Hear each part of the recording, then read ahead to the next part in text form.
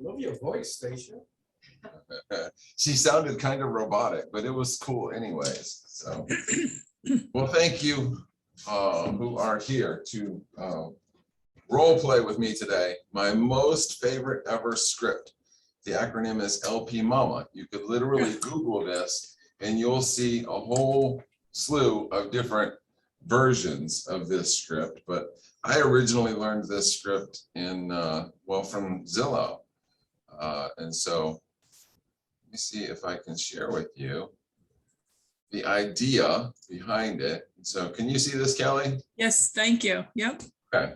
So LP Mama is an acronym for location, price, motivation, agent, mortgage, appointment. These are all critical ingredients to the buyer consultation or buyer the initial phone call. And so many times when someone inquires about a specific property, agents make the mistake of saying it's already under contract, but I could send you other ones that are in the neighborhood, or I could send you similar properties. And they let it go at that. And maybe they get, a follow-up, maybe they don't. So the idea though, is to find a way to prolong that conversation, right? Keep them on the phone, build some rapport, find out who they are, what they want, what their plans are, and hopefully build a little bit of trust and rapport with this individual. And so this is a really easy way to do that because they're all key ingredients to the home buying process. And so the idea is, and I'll go through it real quick. And so what I thought we would do is we'll use this script as if someone had called in on this Southport Landing listing, right? And so we'll do a little role play back and forth so that you can get some idea of what it might sound like in real life if the phone were to ring. And so location, right? You need to know if this property that they're inquiring about is in a location that's very specific, or are they open to considering, maybe the entire city, the area, the region? What are their thoughts?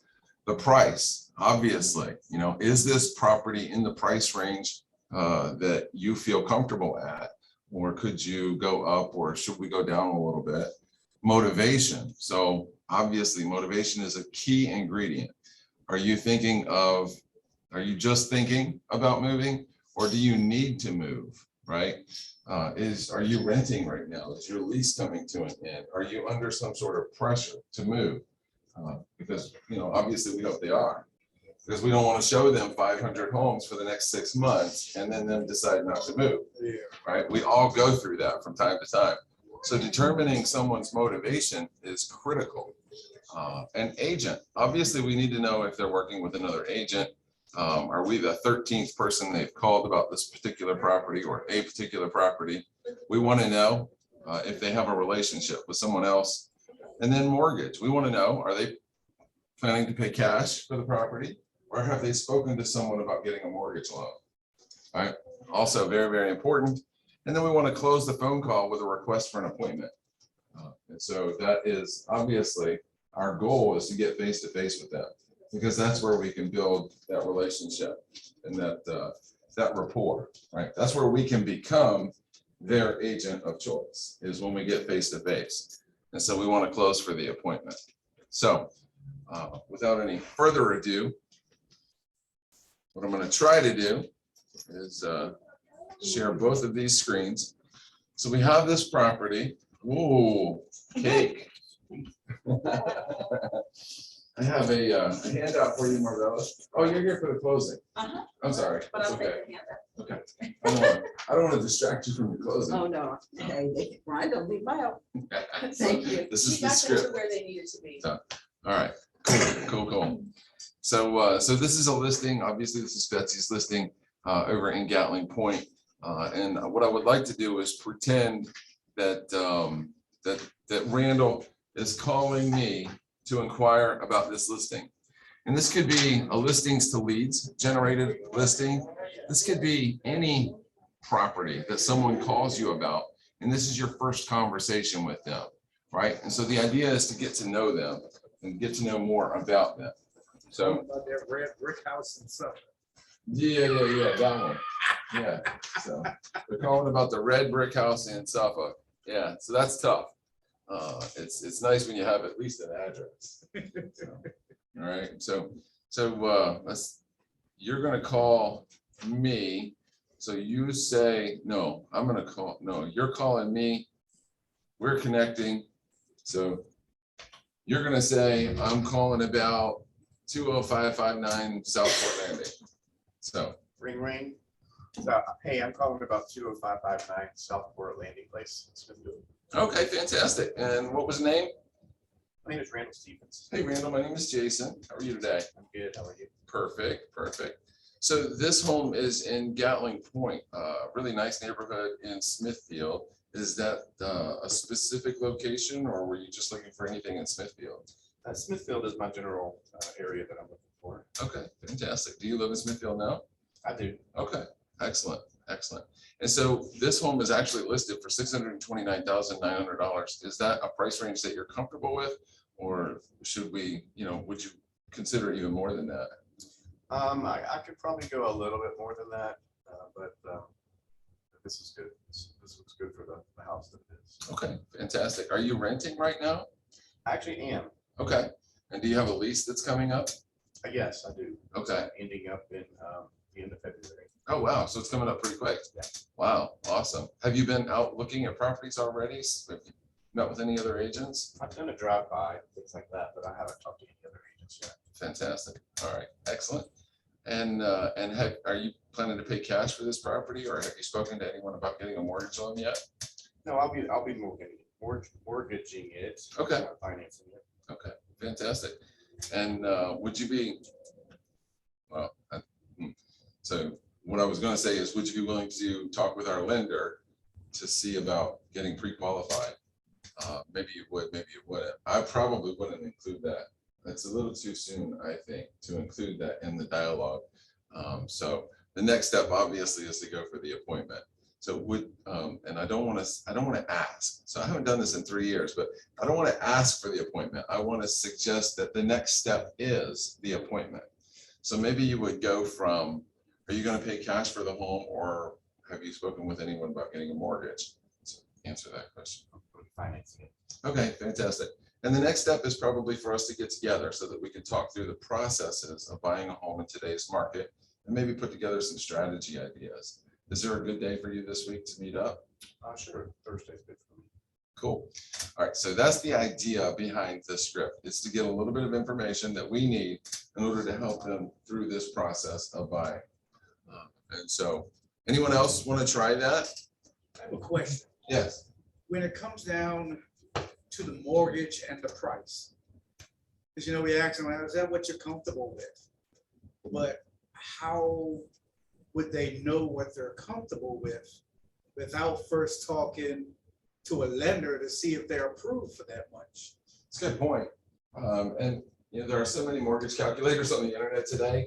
I think we should all probably assume that people have a really good idea of what to expect. Okay. They don't know the details. They don't know exactly what their interest rate's going to be, but they have an idea of what that monthly payment might look like. Sometimes we surprise the heck out of them, and we just completely blow it out of the water. But I think for the most part, people have an idea of what they can afford.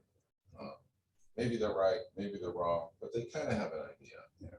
So let's Because a lot of people, they look at the calculators and it says, okay, this is going to be, what's that, about $800 a month or Right. more at 8,000. Yeah. No. So six times six is so it's gonna be like $3,600. Yeah. Yeah. But then when they go through the mortgage and then they find out that their debt Right. has pushed Right. that limit They can't down. actually qualify for that much. Right. That's right. Yeah. So So, no, I think, and this is the process that we go through, right? But our initial goal is to get in front of them, is to create that appointment, is to build some rapport. And the best way for us to do that is face to face if possible. And as a secondary, maybe you're going to do a Zoom. It's better than telephone to do a Zoom. It's not as good as being in person. So for me, when I was active, most of the time I would meet people at the house or a house that they wanted to go see. And then at the kitchen counter of this preferably vacant home, I would talk to them through the process of what's going to happen going forward. That's normally how I would do it. I don't prefer it that way. I would much prefer to meet someone in a conference room or at a coffee shop where we can talk through the process of buying a home and what to expect. But I'll take what I can get. Yeah. But LP Mama, if you kind of commit this acronym to memory, it'll help you in these initial consultations or initial phone calls to remember the questions that you need to know, and hopefully keep them on the phone long enough to build some relationship or some rapport. Because you probably heard, I ad-libbed quite a bit. I added some things, I took some things away, and you try to make it your own, right? Just like any script. So any script is designed so that you can make it your own, use your own words, use your own dialect, use your own expressions. And the vast majority of us communicate visually as much as verbally, right? So body language is key. And it's really hard to see body language over a phone. So let's do it again. Somebody else want to do it again? Somebody else want to take the other side? Why don't you take the other side? So I'll call you about. So so ring ring. You say hello. Hello. You say hello, this is Randall, or whatever. Right. Whatever you do. I say, yeah, I was calling about this house on Southport Landing, 20559 Southport Landing. Okay, yeah, it's in Smithfield. It is in the Southport Landing area. Smithfield, is that where you're generally looking? Yeah, I'm open to, anywhere in Smithfield. This one caught my eye. Okay. This home is actually listed at, what's the price? Oh, 629. 629. Yeah. Is this a range that you're comfortable with? I think so. I'm not exactly sure what the payment's gonna be, but yeah, I think 629 would be okay. Great. So have you been out looking at a lot of houses, and or is this your first one that you called about? Or? We're just getting started. This is the first one I've actually called an agent about. Good, good. All right. So what? Let's skip this step. Let's get the motivation. So what's your current living situation? We own a home, another home in Smithfield that we'll have to sell. Cha-ching, cha-ching, cha-ching. Cha-ching, cha-ching. All right, very cool. So how are you, what are your thoughts about paying for the home? Are you going to be paying a cash sell, or is this going to be financing? Oh, no, I have a checking account with Navy Federal Credit Union. So. What was that mean? Please verify your funds. Verify funds, yeah. Okay, well, fantastic. Normally the next step is, we get together and we talk through the process. When would you be available to do that? I'm off tomorrow, if that works. All right, let's schedule you in. Cool. Yeah, I love the way you said, and the next step is, right? Because we want to give them the impression that we've done this 100 times before. We have a process, we have a system, and this is how it works. And so the next step is, I think, infers that, suggests that, leads them down the path to setting that appointment. One segue that he kind of missed is that you said you owned your house, Mhm. which Oh, yeah. would have been, well, are you going to need to sell your house Right. before you buy or things like that? Because the first thing that went off in everybody's head is like, we're going to sell his house. Yeah. We're going to sell him a house. We're going to get 2 transactions out of this deal. That's right. Cha-ching, cha-ching, cha-ching. That's exactly right. Yeah, that was a missed opportunity. That's exactly right. And I think the more that we become familiar with and comfortable with this acronym, and we know what the questions are, then we don't have to, focus on the script. We can focus on the lead or the client or the customer, right? And we can begin to pick up on things like that and use those. I was like flying my line, Exactly. And that's the way it starts. But I haven't done this in a few years, but 5, 6 years, 7 years ago, I was doing this every day. And so it was, I thought, the most handy, most useful script for connecting with a raw, cold lead. So, yeah, I mean, it doesn't even matter. It could be an old lead, right? It could be a listings to leads Facebook lead. It doesn't matter. As long as you have a property address, you can go through this list of questions. You know, is this the location you want? Is this the price you want? What's your motivation? Are you working with an agent? Have you spoken to a mortgage company? And can we get the appointment? Anybody in? We just giving out information. Yeah, exactly. I remember when I was a new agent and I was sitting desk, and after I got off a call, one of the agents, I think it was Benny Laban, he came up, he said, "Are you 411?" Exactly. Because all I was doing was, oh, that house is this much, this much. I wasn't asking for any appointments. I wasn't, nothing. Yeah, yeah. I think that's what most of us do, especially when we're new, is we're just handing out information without asking for anything in return. You know, yes, this home is available. It's been on the market for 10 days. You know, would you like to go see it? Maybe they would, maybe they wouldn't. But the idea is to go a little bit deeper and get more information from them so that you can hopefully become their agent of choice. So, anybody in Zoom world want to try this? I would say no for me. Thank you very much for the invitation. You already know this thing. You should do it. Yeah, I know, but I have to be somewhere at 12 o'clock. So I'm kind of just, you know, All right. watching and getting prepared for my meeting. Sitting in the back, being quiet. I understand. Yeah, but I thought that Randall did a great job, and also Dudley, that was an excellent point for you to bring up. Absolutely excellent. I mean, that is where your head has to go. Oh, will you be selling that? So perfect. You guys are great. This is a great class. I'm gonna start making them, but not quite yet. All right. Thanks, Bob. Question. Yeah. When do you get their information?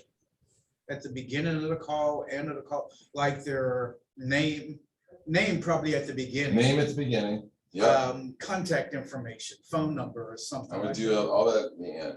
At the end? I would do it at the end. Okay. Yeah. So now I've heard other people on the phone, and that's like, that'll be the first thing that, you know, they're trying to, like Linda, for example. When Linda talks to somebody brand new on the phone, she's going after name, phone number, email address. You know, how can I reconnect with you at a later time? Which is fantastic. I mean, but for me, I try to save that stuff towards the end. So. You could, sorry, stuck in from the back here. With regards to finding out some kind of contact information at the beginning, in case this call is disconnected, may I get your phone number to give you a call back? You know, if it came through, say like the office, because it's a little trickier to find that number. I mean, we can do it, but it's not always easy, you know. I think you're exactly right. And so many people do that today. I mean, when you call anywhere, any big company or any, you know, it could be a doctor's office, they'll say, and what's a good callback number in case we get disconnected? Yeah. You know, so Just something to you could definitely at least have that point of contact, you know, before, or maybe you're driving through a tunnel, or, you know, they're driving through a tunnel, something to get that. Oh, the magazine guy. No, that's a good point. I think it's always good too to get their email address. Most people today have email addresses, and it's great that you can then send them out either a seller's guide or a buyer's guide. Great point, because one of the things that I think that I have failed at is sending out those guides. You know, you want to give them something of value as quickly as possible. You want to put something in their hand, and if you can't put it in their hand, put it in their email box. And a buyer's guide or a seller's guide, for example, in that PDF version that we have, is a great way to do that. And you know, another question that I like to ask people is, do you text? Yeah. Because personally, I prefer to text. And so if they text, then that will be a great way for us to communicate, you know, without having to talk. Exactly. I'm much less likely to put my foot in my mouth when I'm texting. Just have to be careful what you text sometimes. That's right, because there's a written proof. So, I texted to a client once that something about contacting the listing agent, and it really did switch it on me. It said contacting the lusting agent. oh, yeah. Yeah, that wasn't That's good. fine. That's fine. So, Dudley, you want to try it with me? So you be the agent and I'll call you about this house. Cool. All right. So, Let me see what this is. Southport Lending, Smithfield, yeah, in Gatling Point and 630,000. Yeah. I need a listing like that. Right. Don't we all? And she's giving 3%. Yeah. All right. So I'll call you. Ring, ring. Hi, this is Dudley. How can I help you? Yeah. Hi, Dudley. I'm calling about this house that I found on Southport Landing in Gatling Point. Cool. Let me look it up. All right, 20559 South Point Landing Place in Gatling Point. Then I'll probably normally go for the bedrooms and bathrooms, which I can't see. Mhm. So that's listed for 629,900. Is that something that you'd be interested in? Yeah. That's definitely the one I'm calling about. Yep. All right. Is that the neighborhood you're interested in, or is it just a house? I really like that neighborhood. That would be perfect. If I could find something in Gatling Point, that'd be great. All right. And is that a good price for you? I think it's probably okay. I don't know exactly what the payment would be, but yeah, I think 629 is okay. Okay. And why are you moving? We're gonna have another kid soon, and so we just need something a little bit bigger. Okay, so are you renting now, or do you own? Yeah, we own a house in Smithfield, just down the street a ways, and it's a lot smaller. Okay. Now, will you have to sell that house first, or are you planning on keeping it as a rental? I'm glad you asked. I was thinking about renting it out because I heard that, the rental market is really good right now. Okay. So, when's the baby due? Oh, October. Yeah. All right. So you have a little bit of time, so there's no Yeah. rush.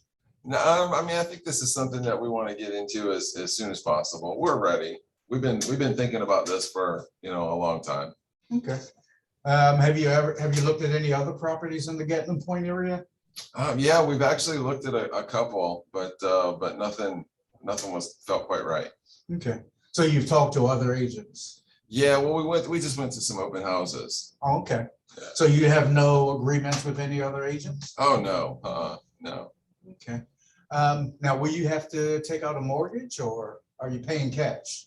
No, yeah, I'm definitely gonna have to get a mortgage. Yeah. Have you No, talked I to a wish. lender yet? So, no, I haven't really thought about that part of it. I just thought I would go to my bank. Okay.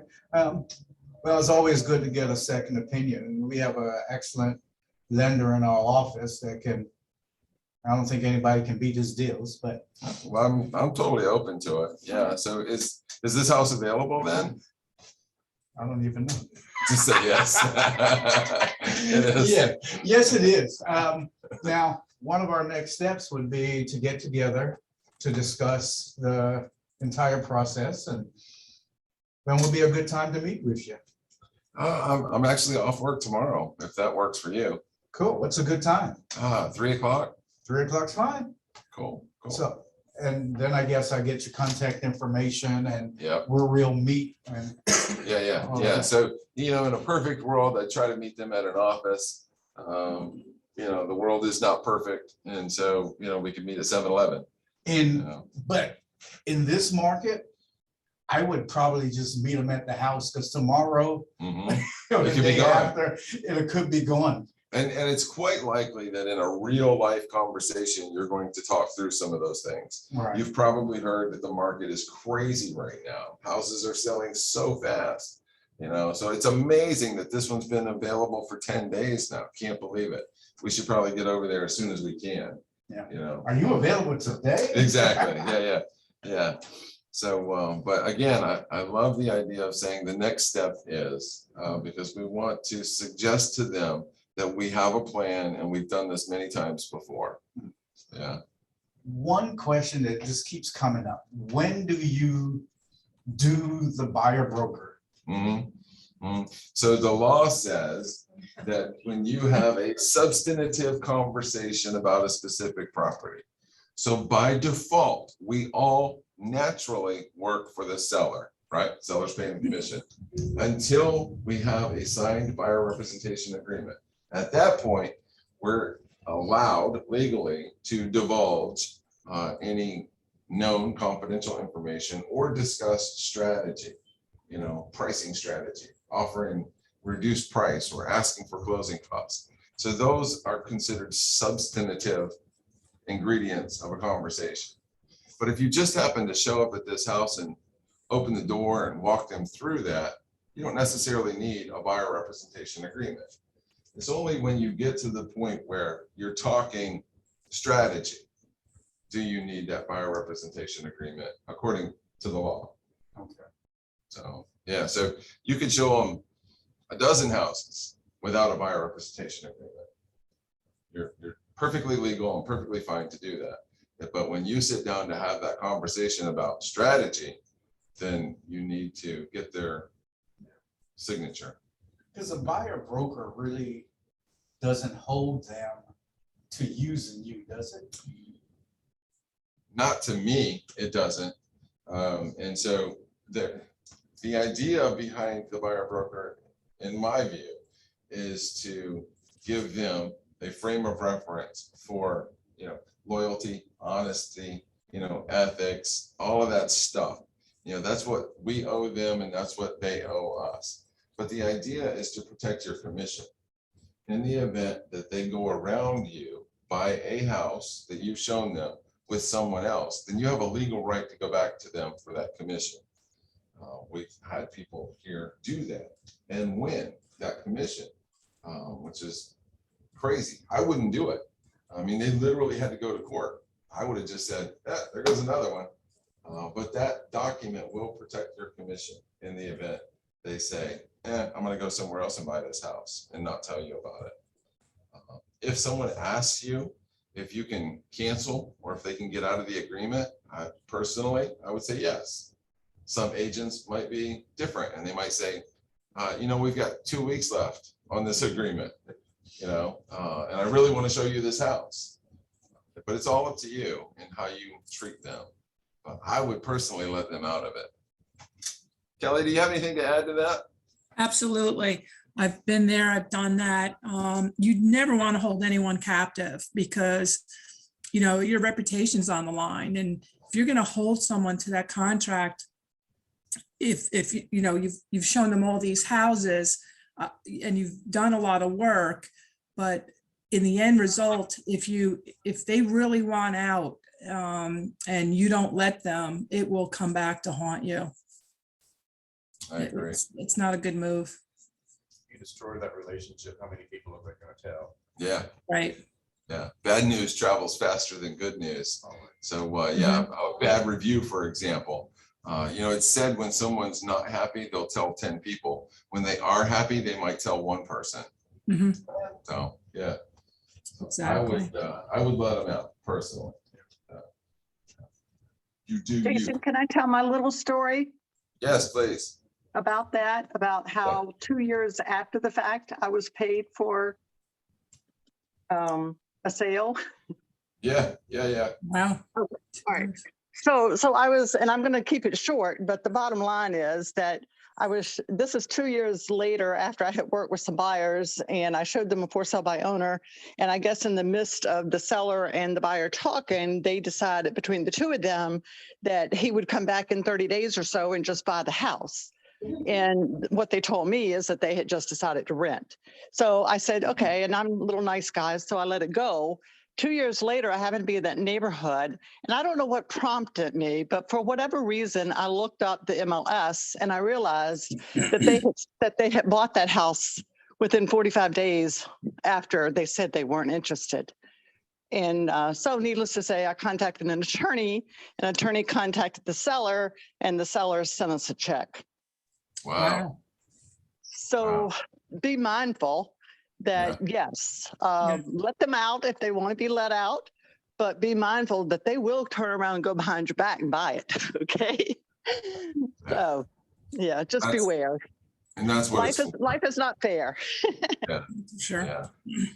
In addition to, you know, putting all of the information, putting all of our cards on the table, you know, and explaining to them that we have a fiduciary responsibility to be honest and ethical with them at all times and be loyal to them and they to us. Exactly. It also protects our commission. Yeah. So, all right, who else? Evelyn. Evelyn's a You pro. want to try No, it? I'm not a pro. I get nervous on the phone, and I'll tell you, when Sharon first introduced LP Mom, when I call somebody, because I'm okay face to face, I'm not good on a phone call. I have a notepad and I write LP so I don't forget anything. Wow. But it's also a way, I think, to get their information. I can't do it very well, but I do it in person. I mean, talking to somebody really about. Yeah. No, I totally get it. I think we all probably perform better in a real life scenario because, this is, how many times in our careers, have we heard that role playing, we need to role play. And I've always been kind of against it. I don't know that I've ever actually done this before. And, I've always kind of felt more confident talking to someone I don't know than talking to someone that I do know and embarrassing myself. But I do think that there's some value in committing this to memory and using it regularly when you're talking to someone for the first time about real estate. It could be anybody, any situation. It could be in the grocery store, and they say, hey, I saw a house down here at 321 Main Street. Can you tell me anything about that? You could go through this entire script. Ask them, what was the price? And they'll tell you, oh, it was, I think it was 175. And you say, oh, 175. Is that the price range that you're comfortable in? Or have you looked at other price ranges? And so you can always use this to continue the conversation. LP Mama. So, any questions, comments? That's the gist of what I wanted to share today. Hopefully you find some value in it. It's good. Good? Good. Cool. Then is the thing, where you take it home and That's make right. it your own. That's right. Make it your own. Make it your own. Yep. Because people can tell when you're reading from a script if you're robotic and Yeah, you don't want to sound like a unnatural. robot. You don't want to sound like you're reading. You just want to know those bullet points: location, price, motivation, agent, mortgage, appointment. And you can use them in any order. Like, I think maybe Randall, we skipped over one and then we went back to it. Dudley, you probably did the same thing. So any order, doesn't matter. The acronym is only there to help us remember those key points. So, all right, guys, thank you. Thank you. Yep. All right, we'll let you go. Have a great day. Have a great weekend. TGIF coming soon. Have a good one. All right, bye-bye. Bye.